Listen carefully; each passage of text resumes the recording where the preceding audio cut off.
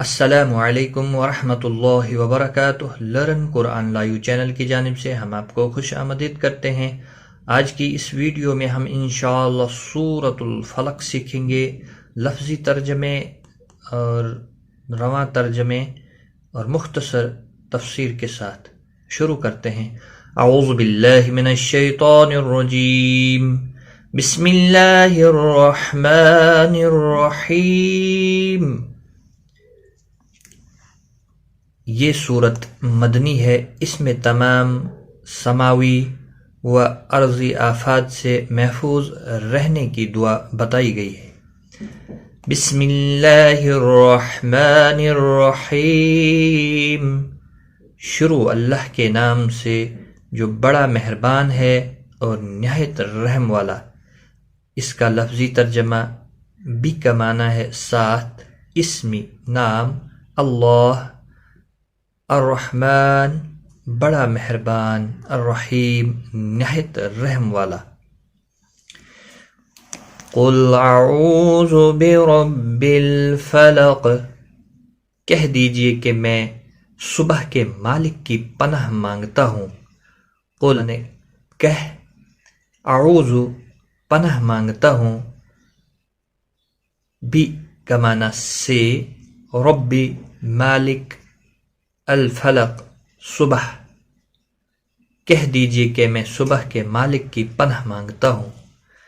من شر ما خلق، تمام مخلوقات کی شر سے، من کا معنی سے، شر برائی، ما جو کچھ، خلق پیدا کیا اس نے، تمام مخلوق کی شر سے۔ وَمِن شَرِّ غَاسِقٍ إِذَا وَقَبَ، اور اندھیری رات کی برائی سے جب وہ چھا جائے۔ وا کا معنی اور، من سے، شر برائی، غاسقٍ اندھیری رات، اذا جب، وقب چھا جائے، اور اندھیری رات کی برائی سے جب وہ چھا جائے۔ وَمِن شَرِّ النَّفَّاثَاتِ فِي الْعُقَدِ، اور گرہوں میں پھونکنے والیوں کے شر سے۔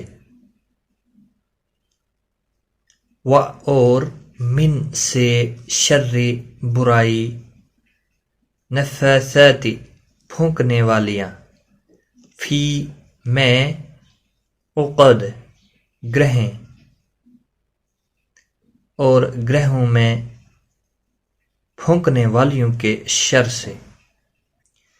وَمِن شَرِّ حَاسِدٍ إِذَا حَسَدَ، اور حاسد کے شر سے جب وہ حسد کرنے لگے۔